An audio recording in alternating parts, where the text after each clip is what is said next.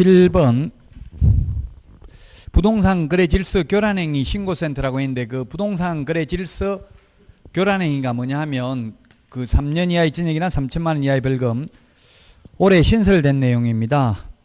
방가로 1, 2, 3번이 법제 33조 1항에 보면은 양가로 1번 8호가 있는데, 부당한 이익을 얻거나 제3자에게 부당한 이익을 얻게 할 목적으로 거짓으로 거래가 완료된 것처럼 꾸미는 등 중개상물 시세에 부당한 영향을 주거나 줄 우려가 있는 행위입니다.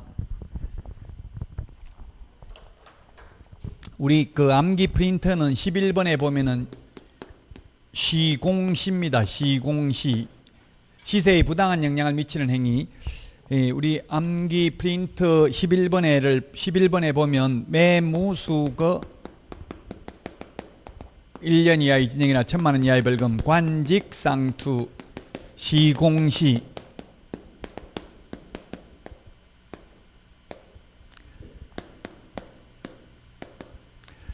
이 금지행위는 시험에 반드시 출제되는 파트죠. 매매를 업으로 하는 행위, 무등록 중개업자와 협력하는 행위, 중개보수 또는 실비를 초과해서 금품을 받는 행위, 거짓된 은행, 그 밖에 의뢰인의 판단을 그르치게 하는 행위는 1년 이하의 징역이나 1,000만 원 이하의 벌금, 분양 관련 증서, 매매를 업으로 하거나 중개하는 행위, 직접거래, 쌍방대리, 탈세를 목적으로 미등기 전매 등 투기를 조장하는 행위, 3년 이하의 징역이나 3천만 원 이하의 벌금인데, 이 세 개가 올해 신설됐다고요. 시세에 부당한 영향을 미치는 행위를 한 개업공개사 등, 그 다음에 누구든지 시세에 부당한 영향을 미치는 행위를 하는 자, 그 다음에 단체 구성은 이외의 자와 공동중개를 제한하는 행위, 친목회, 회원, 비회원 해가지고 왕따시키는 행위, 3년 이하의 징역이나 3천만 원 이하의 벌금이고, 이러한 금지 행위를 한 경우에는 개업공인중개사의 경우에는 임의적 취소, 그 다음에 임의적 취소 안 하면 업무정지할 수 있고요. 업무정지할 수 있고요. 그 다음에 소속 공인중개사의 경우에는 자격정지 처분을 할 수 있습니다. 자격정지 처분. 그러나 누구든지 시세에 부당한 영향을 미치는 행위, 이건 누구든지이기 때문에 행정처분 대상은 아니죠. 이 누구든지는 주로 누구냐 하면 아파트 입주자 커뮤니티, 그 다음에 동대표, 뭐 분여회, 아파트 분여회 이런 게 해당되기 때문에 행정처분 대상은 아닙니다. 그게 양가로 3번 누구든지 시세에 부당한 영향을 줄 목적으로 개업공개사 등의 업무를 방해하는 행위가 5개의 유형이 나와 있습니다. 안내문, 온라인 커뮤니티 등을 이용하여 특정 개업공개사 등에 대한 중개 의뢰를 제한하거나 제한을 유도하는 행위. 이거 용인 같은 데 가면 많이 하죠. 신규 아파트 입주하니까 저기 100곳 신도시라고 시흥시도 입주하고 3억이 올랐어요. 분양가 대비해서 입주하고 나서. 그거 왜 그렇게 했어요? 입주자들 커뮤니티에서 전부 담합해가지고 우리도 그게 분양가가 3억이었는데 입주하니까 일주일 만에 6억으로 돼버렸어요. 이런 거 많이 하고 있죠. 지금 용인 같은 데 특히 심하다고 나와 있어요. 뉴스에. 이번 안내문, 온라인 커뮤니티 등을 이용하여 중개사물에 대하여 시세보다 현저하게 높게 표시광고 또는 중개하는 특정 개업공개사 등에게만 중개 의뢰하도록 유도함으로써 다른 개업공개사 등을 부당하게 차별하는 행위. 그 다음에 안내문, 온라인 커뮤니티 등을 이용하여 특정 가격 이하로 중개를 의뢰하지 아니하도록 유도하는 행위. 4번 정당한 사유 없이 개업공개사 등의 중개사물에 대한 정당한 표시광고 행위를 방해하는 행위. 이 4번 매물 올려놨으니까 분여회에서 와가지고 우리 아파트는 왜 5억 올려놨냐, 옆에는 7억인데 우리도 7억으로 올려달라, 문 닫고 싶냐, 이렇게 분여회에서 몰려와가지고 하고 이런 게 많이 있어요. 자, 그 다음에 5번 개업공개사 등에게 중개사물을 시세보다 현저하게 높게 표시광고하도록 강요하거나 대가를 약속하고 시세보다 현저하게 높게 표시광고하도록 유도하는 행위. 전부 3년 이하의 징역이나 3천만 원 이하의 벌금입니다. 올해 신설된 벌칙이고요. 그 다음에 8번 휴폐업신고입니다. 휴폐업신고. 1번, 2번 이게 신설되는데, 휴업 폐업신고를 하려는 자가 부가가치세법에 따른 휴폐업신고를 같이 하려는 경우에는 사업자 등록, 휴폐업신고서를 함께 제출해야 된다. 이 경우 등록관청은 함께 제출받은 신고서를 지체 없이 관할 세무서장에게 송부하여야 한다. 2번에 보면 관할 세무서장이 부가가치세법 시행령 13조 제5항에 따라 중개업, 휴업, 폐업 신고서를 받아 해당 등록관청에 송부한 경우에는 중개업, 휴업, 폐업 신고서가 제출된 것으로 본다. 이게 뭐냐면 제가 폐업을 한 8번 해봤거든요. 등록도 그만큼 많이 망했다는 이야기죠. 그래서 폐업을 해봤는데 등록관청에 가면 폐업은 뭐 금방 되고 줄 서가지고 폐업해 본 적은 없어요. 한 번도. 폐업하러 온 사람이 뭐 하루에 줄 서가지고 하는 건 없죠. 근데 세무서에는 가니까 거의 번호표 뽑아가지고 대기해야 되더라고요. 사업자 등록 말소 폐업은 세무서 가서 해야 되잖아요. 이제 두 군데 중에 한 군데 가서 둘 다 할 수 있다는 이야기예요. 등록관청에 가서 폐업, 중개업 폐업하면서 그냥 사업자 등록도 폐업 신고 같이 할 수 있다는 이야기예요. 그러면 등록관청이 받아가지고 세무서에 송부해주면 그냥 그 사업자 등록도 폐업 신고가 수리된 것으로 본다는 이야기입니다. 저도 폐업을 계속 하다가 사업자 등록도 지금은 제가 사업자 등록을 폐업을 안 했어요. 중개업을 할 때 그 사업자 등록을 그대로 가지고 있으면서 업종, 업태가 있잖아요. 그것만 그냥 종목만 바꾼 거예요. 지금은 학원 강의, 부동산 학원 강의 이렇게 해가지고 사업자 등록은 번호 그대로 가지고 있어요. 옛날 거 그대로. 그러다가 다시 이제 중개업 할 때는 사업자 등록 번호 그대로 해가지고 업태, 업종만 바꾸면 되겠죠. 그 사업자 등록 번호는 그대로라 하더라도 제가 중개업을 다시 한다면 새로 그 대항력은 계속 유지되는 게 아니고 사무소를 다시 만약에 임대차 계약을 새로 체결했다면 인도받고 난 다음 날 대항력이 생기겠죠. 뭐 사무소도 지금 중개사무소는 없으니까 어쨌든. 자, 그래서 휴폐업 신고는 사업자 등록이나 중개사무소나 휴폐업을 한 군데 가서 다 같이 할 수 있다. 세무서에 가서 중개사무소 폐업을 할 수도 있고 아니면 등록관청에 가서 사업자 등록도 말소, 폐업 신청할 수 있고 휴업 신청도 할 수 있다. 민원인의 편의를 위해서 둘 중에 한 군데 가서 다 할 수 있다는 이야기입니다. 9번 벌칙인데 조금 전에 이야기했죠. 그 새로 생긴 거 시공시 동그라미 1, 2, 3번 3년 이하의 징역이나 3천만 원 이하의 벌금이 3개가 신설됐고요. 그 다음에 3천만 원 이하의 벌금이 요건 부동산 거래 신고 등에 관한 법률이죠. 공인중개사법은 아니고 부동산 거래 신고 등에 관한 법률에 3천만 원 이하의 과태료가 3개가 있는데 2개가 신설됐어요. 한 개, 3번은 원래부터 있던 거고 1번, 2번이 신설됐다고요. 1번 계약을 체결하지 아니하였음에도 불구하고 거짓으로 부동산 거래 신고를 하는 행위. 2번 부동산 거래 신고 후 해당 계약이 해제 등이 되지 아니하였음에도 불구하고 거짓으로 해제 신고한 경우. 이 2개가 신설됐다고요. 3번은 원래부터 있던 내용이고 1번, 2번 이 2개는 자진 신고해도 과태료 면제 감경 대상도 아니고요. 1번, 2번은 포상금 지급 대상입니다. 부동산 거래 신고 등에 관한 법률에서 1, 2, 3번 모두 3개 모두 다 3천만 원 이하의 과태료는 자진 신고해도 면제 감경 대상이 아니죠.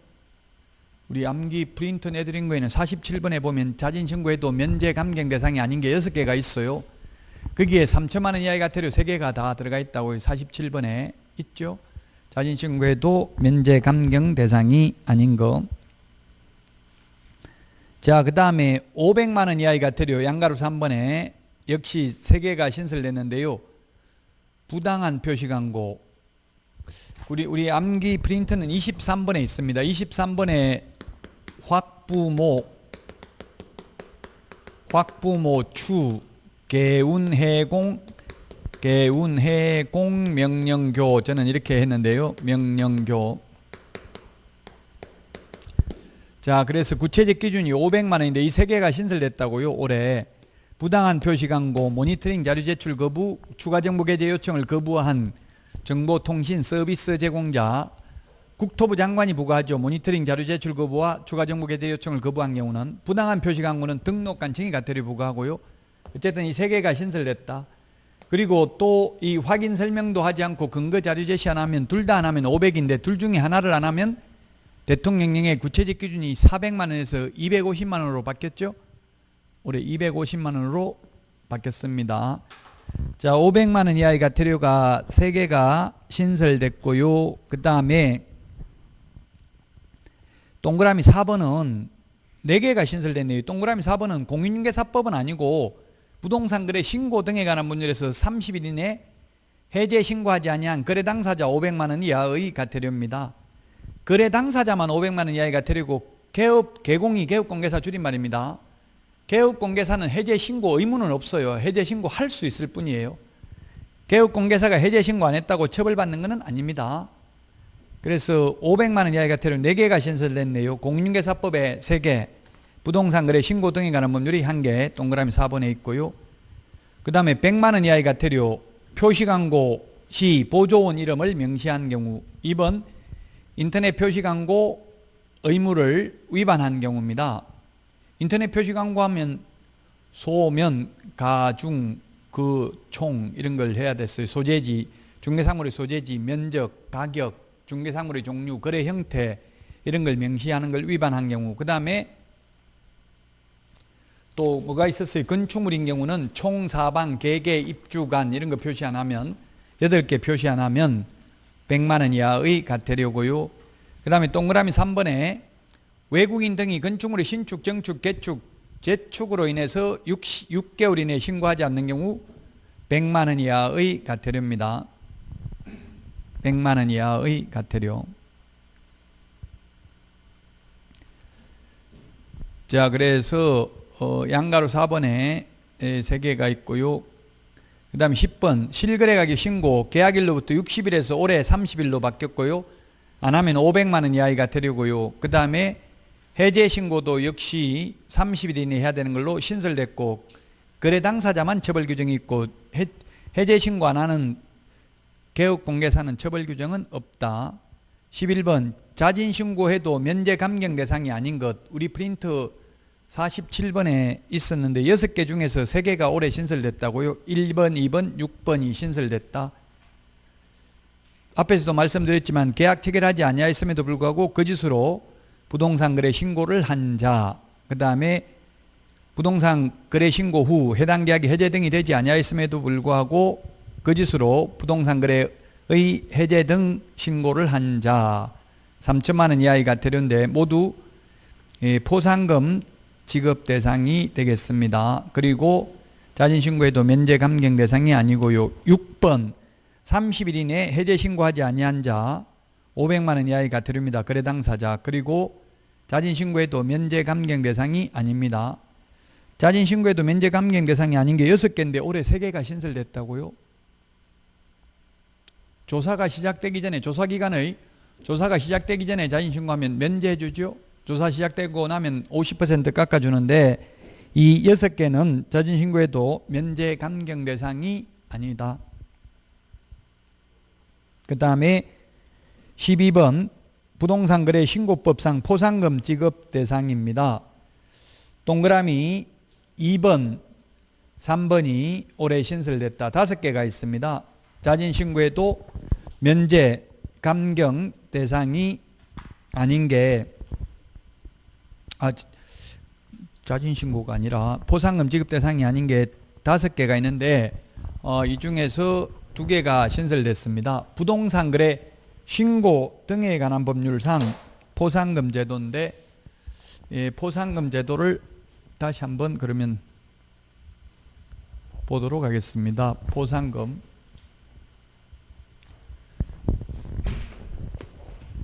포상금이 시험에 한 문제는 반드시 출제되고요. 우리 암기 프린트는 28번에 있습니다. 포상금 제도가 공인중개사법에 포상금 제도가 있고요. 그 다음에 부동산 거래 신고 등에 관한 법률, 부동산 거래 신고 등에 관한 법률에 포상금이 있다.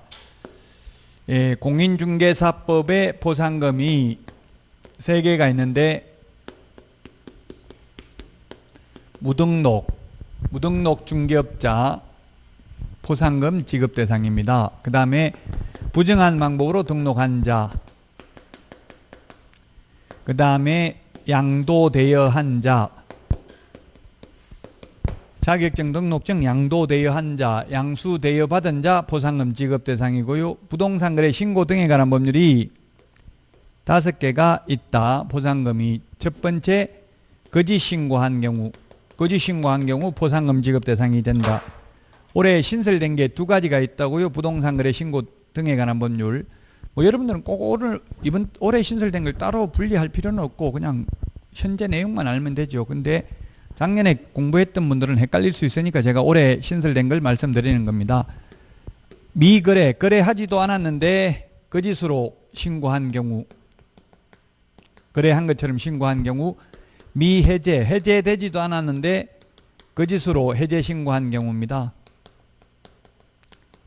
거짓 해제 신고한 경우. 그 다음에 허가받지 아니하거나 부정한 방법으로 허가받은 경우. 그 다음에 허가받은 목적으로 미이용하는 경우.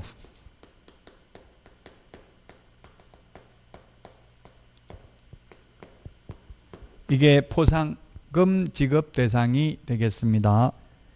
자, 우리 무등록 중개업자 부정한 방법으로 등록한 자는 3년 이하의 징역이나 3천만 원 이하의 벌금, 양도대여한 자는 1년 이하의 징역이나 1천만 원 이하의 벌금입니다. 거짓 신고한 경우에는 5% 이하 과태료고요. 그 다음에 해제되지도 않았는데 해제 신고, 거래하지도 않았는데 거짓으로 거래 신고한 경우 둘 다 3천만 원 이하의 과태료이고요. 그 다음에 허가받지 아니하거나 부정한 방법으로 허가받은 자는 2년 이하의 징역이나 당해 토지 가격의 100분의 30에 상당하는 금액 이하의 벌금입니다.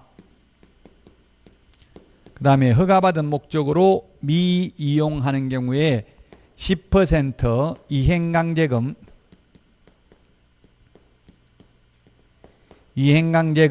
10%가 되겠습니다.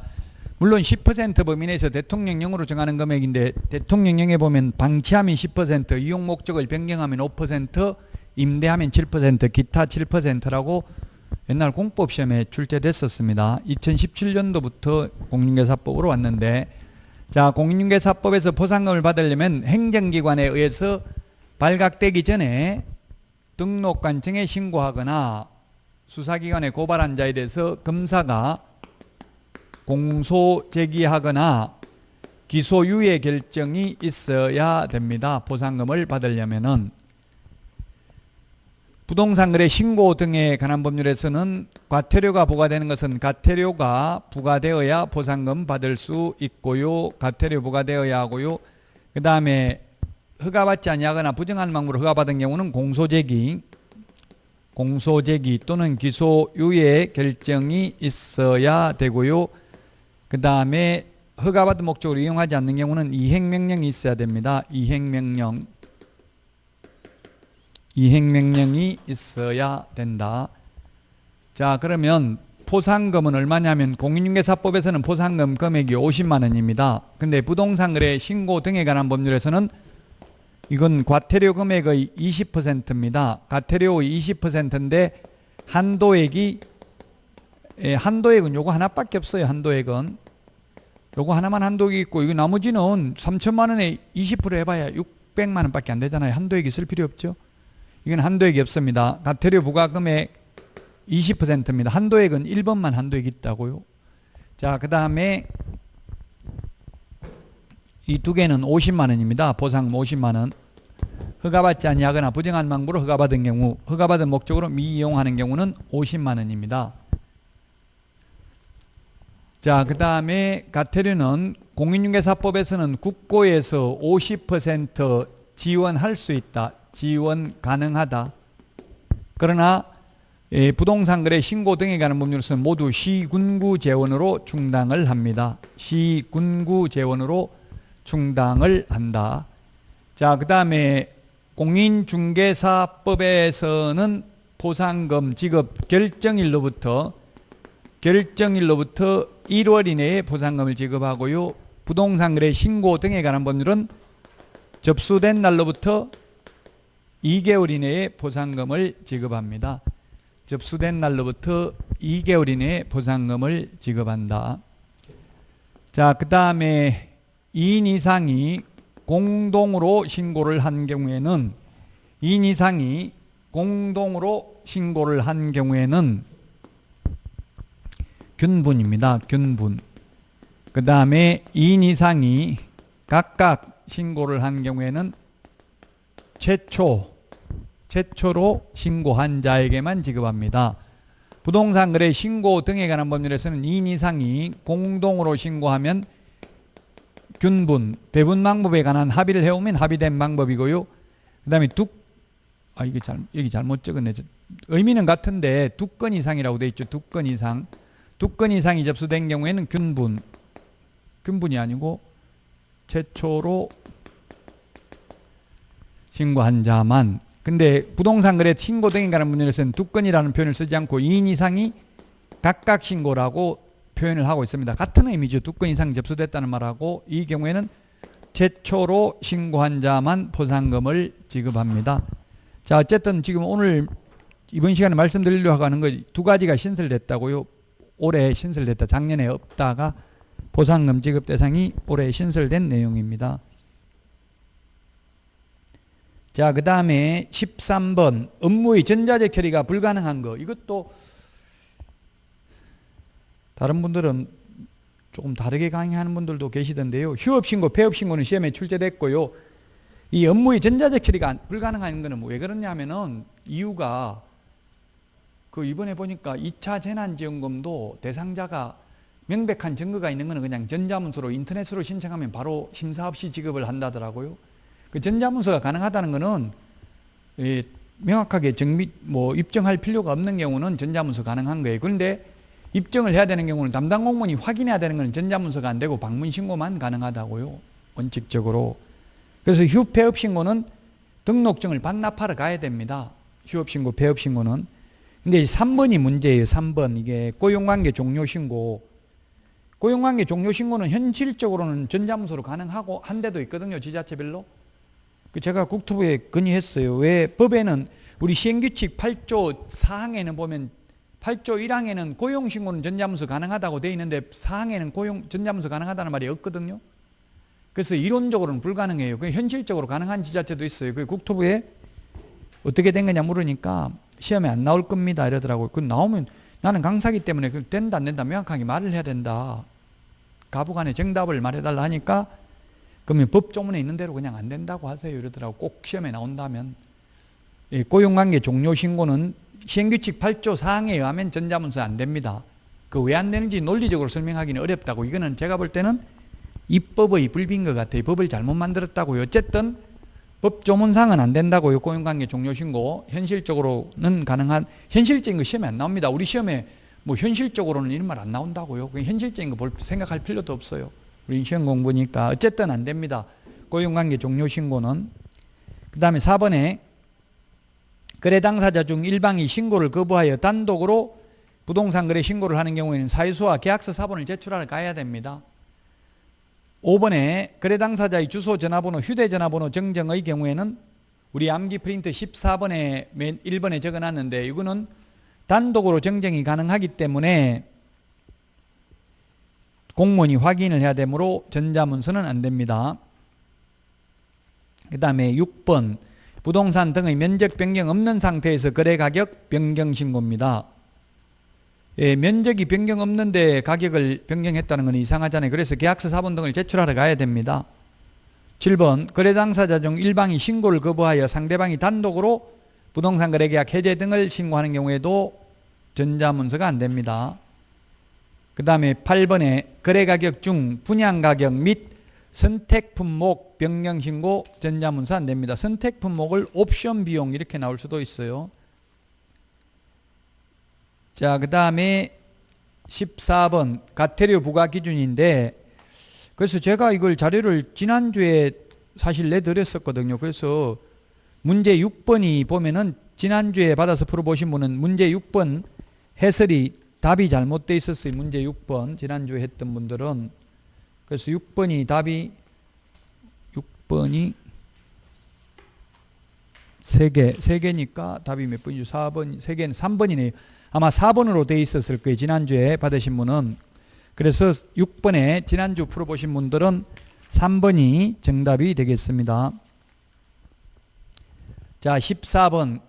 이게 작년에는 어떻게 되어 있었냐면 과태료 기준이 위반행위의 동기, 결과, 횟수를 참작하여 개별 기준의 2분의 1 범위 내에서 늘리거나 줄일 수 있다. 즉 가중 또는 감경할 수 있다. 이렇게 되어 있었어요. 근데 이제 구체적으로 일반 기준에 보니까 양가로 1번에 부가권자는 다음 어느 하나에 해당하는 경우에는 개별 기준에 따른 과태료 금액의 2분의 1 범위에서 그 금액을 줄일 수 있다. 다만 과태료를 체납하고 있는 위반 행위자의 경우에는 그러하지 않다. 기억, 위반 행위가 사소한 부주의나 오류 등 과실로 인한 것으로 인정되는 경우, 니은의 위반 행위가 법 위반 행위를 시정하거나 해소하기 위하여 노력한 사실이 인정되는 경우, 디귿, 그 밖에 위반 행위의 정도, 동기와 그 결과 등을 고려하여 과태료 금액을 줄일 필요가 있다고 인정하는 경우, 요 세 가지만 2분의 1 깎아줄 수 있다고요. 체납하고 있는 경우, 연체하고 있는 경우는 그러하지 아니하다. 자, 그 다음에 동그라미 2번 2분의 1을 늘릴 수 있는 경우인데요.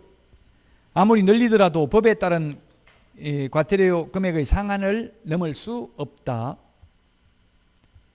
기억, 위반 행위의 내용 정도가 중대하여 소비자 등에게 미치는 피해가 크다고 인정되는 경우, 니은에 그 밖에 위반 행위의 동기와 결과, 위반 정도 등을 고려하여 과태료 금액을 늘릴 필요가 있다고 인정되는 경우, 에는 2분의 1을 늘릴 수 있다. 아무리 늘리더라도 그 오른쪽에 메뉴에 있는데 표가 500만 원, 구체적 기준이 500이면 2분의 1 늘리더라도 500밖에 안 된다고요. 법에 500만 원 이하의 과태료니까. 자, 그래서 그 표에 있는 내용이 올해 신설된 내용인데, 부당한 표시 광고를 하는 경우도 500, 그 다음에 정당한 사유 없이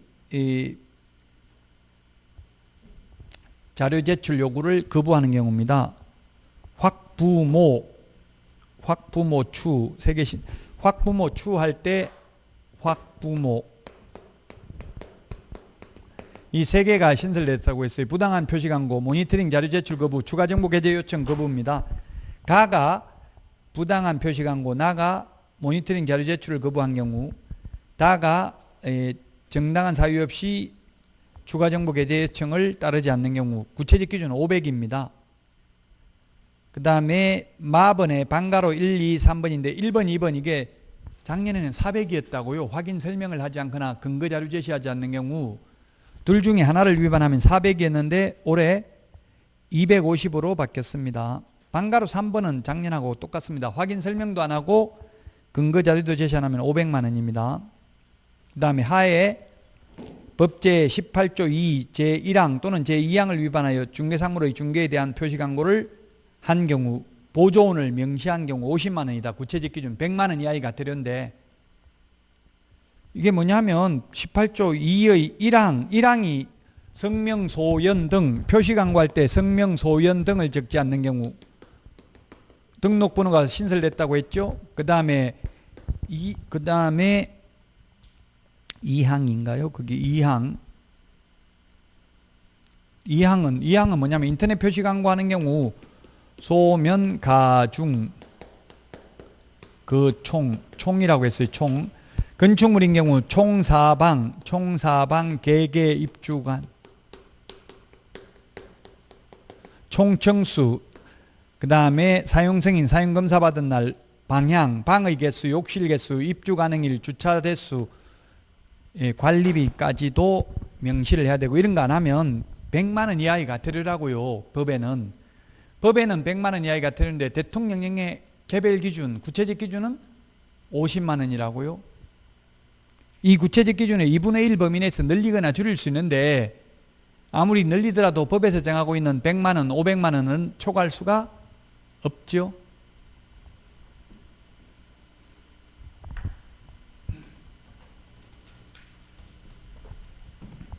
자, 그 다음에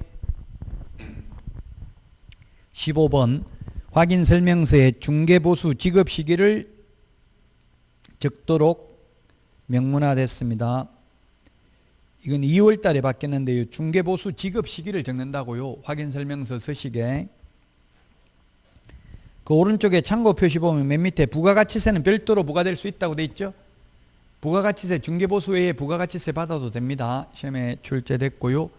그 다음에 또 부가가치세는 우리 부동산거래 신고서 서식에 적을 때 입주권 분양권은 부가가치세를 포함한 금액이 실제 거래가격입니다. 총 거래금액은 부가가치세를 포함한 금액입니다. 분양가는 부가가치세가 포함되어 있잖아요. 그러나 등기되고 나서 거래할 때는 부가가치에서 제외된 금액을 적습니다. 실제 거래 가격. 자, 그 다음에 16번 주택임대차보호법상 계약갱신 요구권입니다. 7월 31일부로 신설된 내용입니다. 1번 임대인은 임차인이 임대차 기간이 끝나기 6개월 전부터 1개월 전까지 기간 이내에 계약갱신을 요구할 경우 정당한 사유 없이 거절하지 못한다. 다만 다음 어느 하나에 해당하는 경우에는 그러하지 아니하다. 기억에 임차인이 2기의 차임액에 해당하는 금액에 이르도록 차임을 연체한 사실이 있는 경우, 한 달 월세가 100만 원이면 2달 월세액이 연체되면 갱신 요구를 거절할 수 있다고요. 나머지 니은부터 이거는 전부 다 상가건물임대차보호법 우리 암기 프린트 54번에 있는 거 상가건물임대차보호법하고 똑같습니다. 다만 다른 게 그 다음 페이지 보시면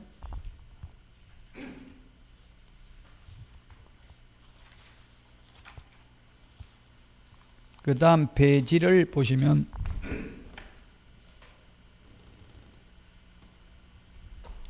이형의 임대인의 직계, 존속, 비속을 포함한다. 즉 임대인이 직접 주택에 실제 거주하라는 경우 내보낼 수 있다고 세입자, 계약갱신 요구를 거절할 수 있다는 이야기죠. 직계, 존비속은 포함되는데 배우자는 포함되지 않습니다. 존속은 부모님, 아버지, 할아버지, 정조할아버지가 존속, 비속은 자녀, 손자, 정손자, 고손자가 비속이죠. 직계, 존비속만 포함되고 배우자는 포함되지 않습니다. 나머지는 상가건물임대차보호법하고 똑같습니다. 그래서 상가건물임대차보호법에서는 거절할 수 있는 사유가 8가지인데 주택은 9가지예요. 하나 차이 나는 게 뭐예요? 바로 임대인이 직접 살겠다고 세입자 보고 나가라고 하면 됩니다. 상가는 주인이 장사하겠다고 세입자 내보낼 수 없죠. 근데 주택의 경우에는 주인 직접 살겠다고 세입자 내보낼 수 있다. 동그라미 2번에 보니까 임차인은 계약갱신 요구권을 1회에 하나여 행사할 수 있다. 이 경우 갱신된 임대차의 존속기간은 2년으로 본다. 2 플러스 2년. 그래서 2년 살고 2년 더 연장받을 수 있다. 3번 갱신된 임대차는 전 임대차와 동일한 조건으로 다시 계약된 것으로 본다. 다만 차임과 보증금은 법 7조 범위에서 정감할 수 있다. 갱신 옛날 같으면 이게 법이 개정되기 전에는 2년 지나고 재계약할 때는 마음대로 올려도 되잖아요. 시세만큼. 이제 2년 연장할 때도 최대 5%밖에 못 올린다. 자, 그 다음에 4번 갱신되는 임대차의 해지에 관하여는 법정 갱신을 준용한다. 자, 그 상가의 경우에는 계약 갱신 요구를 해서 갱신된 경우는 임차인도 해지 통고할 수 없다고 아까 문제 풀었잖아요. 근데 주택의 경우에는 갱신돼도 세입자가 나가고 싶으면 주인한테 이야기하면 3개월 지나면 나갈 수 있다는 이야기죠. 상가는 갱신 요구에 의해서 갱신되면 못 나갑니다. 세입자 마음대로 못 나간다고요. 자, 그 다음에 5번입니다. 5번.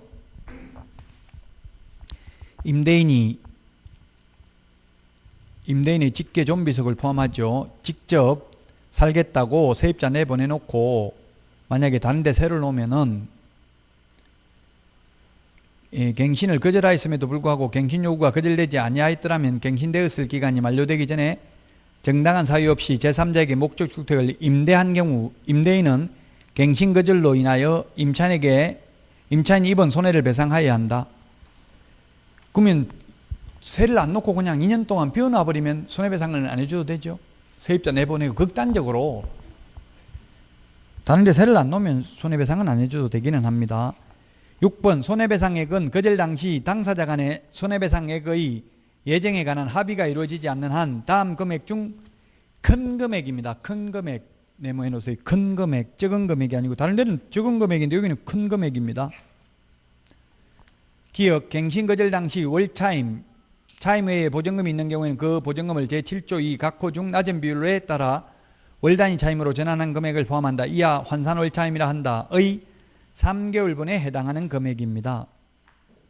그 다음에 니은에 임대인이 제3자에게 임대하여 얻은 환산 월차임과 갱신 거절 당시 환산 월차임 간의 차액의 2년분에 해당하는 금액. 디귿 실제로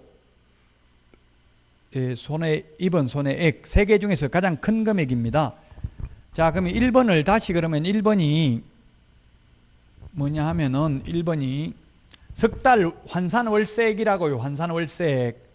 환산월세는 전세는 월세로 환산해야 되잖아요. 그러면 예를 들면 보증금이 3천만 원이고 월세가 가령 50만 원이 자리에 살고 있는데 주인이 세입자 보고 나가라고 했어요. 주인이 직접 산다고 또는 부모님 산다고 그래 놓고 다른 데 세를 놨다고요. 그러면은 3개월 환산 월차임을 손해배상해야 된다고요. 그럼 전세를 월세로 환산해야 된다고. 환산하려면 3천만 원을 월세로 환산하면 지금 현재는 기준금리 더하기 3.5%죠. 이게 뒤에 나와 있습니다. 바뀔 예정입니다. 시험 보기 전에 9월 말에 바뀔 예정이에요. 지금 아직까지는 확정은 안 됐는데 시험 보기 전에는 확실하게 바뀌어요. 어쨌든 지금대로 계산을 해보면 기준금리 더하기 3.5% 그 다음에 일할 중에서 낮은 비율이니까 기준금리 0.5 더하기 3.5% 하면 4%입니다. 3, 42, 120만 원. 120만 원 나누기 12달 하면 한 달에 10만 원입니다. 그럼 환산월차임 뭐예요? 그러면 월세 50만 원에 전세를 환산한 거 10만 원 합하면 얼마예요? 60만 원이죠? 60만 원 석 달 60만 원 곱하기 3개월이면 180만 원 손해배상해야 된다고요?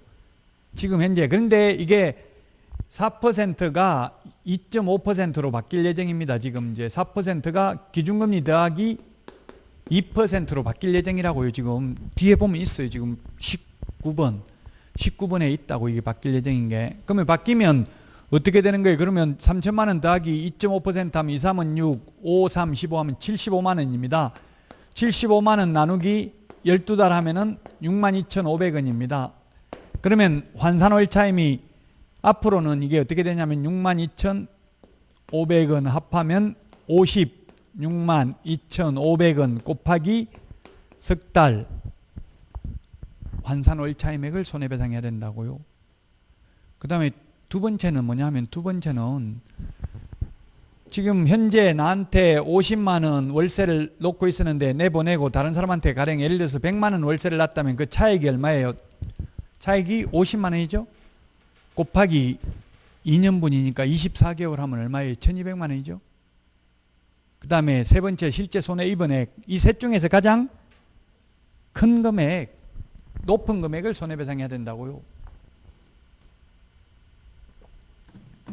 그래서 지금 프린트 19번에 보니까 주택임대차보호법 입법 예고되어 있는 걸 보면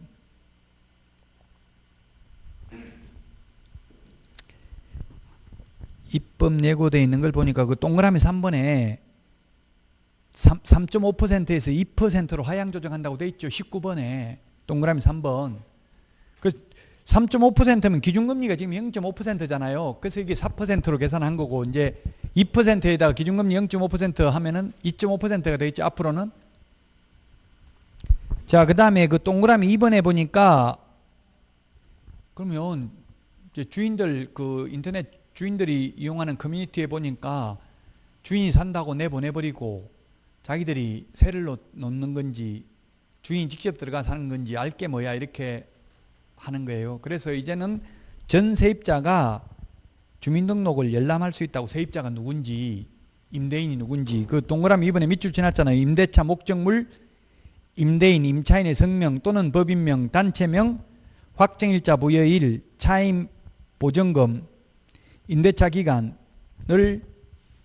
열람을 요청할 수 있다고. 동주민센터에. 그럼 다른 데 세놨다는 걸 알 수 있겠죠?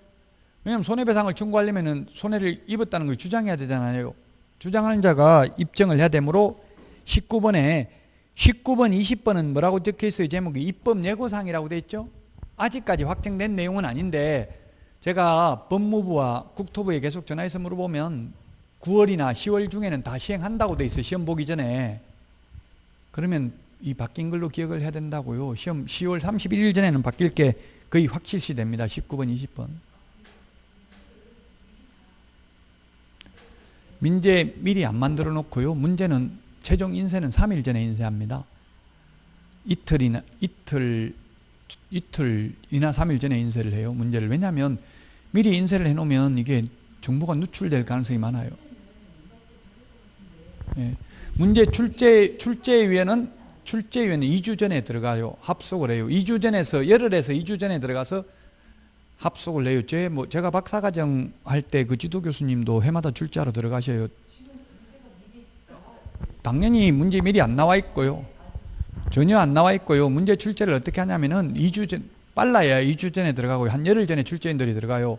부산에 구포에 있어요. 출제위원 사무실은. 제가 출제하는 교수님하고 자주 이야기를 해보면, 그리고 부산에 있고요. 사무소는. 그래서 출제를 거의 이제 한 일주일 전쯤 출제를 해가지고 그 작년에 합격했던 분들이 모의 테스트를 해요. 작년에 그 합격했던 분들이 한 50명 정도 전국에 모여가지고 시뮬레이션을 해요. 그분들이 얼마를 받냐면 한 135만 원 정도 받아요.